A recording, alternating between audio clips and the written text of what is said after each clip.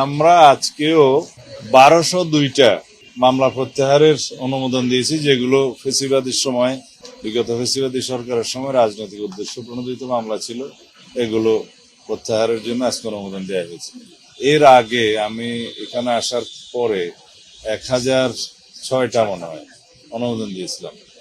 আর যে সমস্ত মামলা প্রত্যাহারের জন্য বিগত ইন্টারিম সরকারের সময় উদ্যোগ নিয়েছিল, রাজনৈতিক উদ্দেশ্যে হয়রানিমূলক, মিথ্যা এবং বানোয়াট মামলা দিয়েছিল বিগত 17 বছরে রাজনৈতিক কর্মী সহ অন্যান্য সমাজের বিভিন্ন স্তরের মানুষের বিরুদ্ধে, সাংবাদিক সহ, সেই সমস্ত মামলা বিবেচনা করা হয়েছিল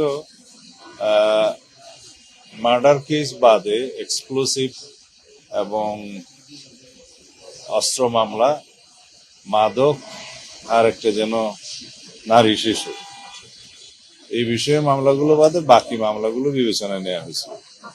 কিন্তু আমার বিরুদ্ধে বহু মার্ডার কেস দেওয়া হয়েছে, বিস্ফোরক তো আছেই, অস্ত্র মামলা আছে, রাজনৈতিক উদ্দেশ্যে এরকম মামলা দেয়া হয়েছে। এগুলো সত্যিকার ভাবে যেগুলো রাজনৈতিক উদ্দেশ্যে দেয়া, এগুলো যাচাই বাছাই করে পুনরায় রাজনৈতিক মামলাগুলো প্রত্যাহারের বিষয়ে আমরা আর একটা উদ্যোগ নিচ্ছি, এবং এটা যাতে কোনো অপব্যবহার না হয় সেজন্য যথেষ্ট সতর্কতা অবলম্বন করার জন্য কি করা যায়, কিভাবে যাচাই বাছাই কমিটি করা যায়, সেগুলো চিন্তা করছি। এটা আজকে কালকের মধ্যে সিদ্ধান্ত হবে।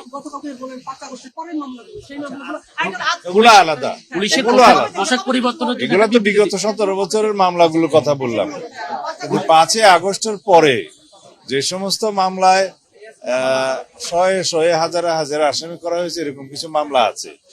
ওখানে হয়রানির উদ্দেশ্যে বিভিন্ন হয়তো শত্রুতামূলক কিছু লোককে আসামি করা হয়েছে বিভিন্ন ভাবে, কিছু সুবিধাবাদী শ্রেণী, এরকম কিছু আমাদের নজরে এসছে।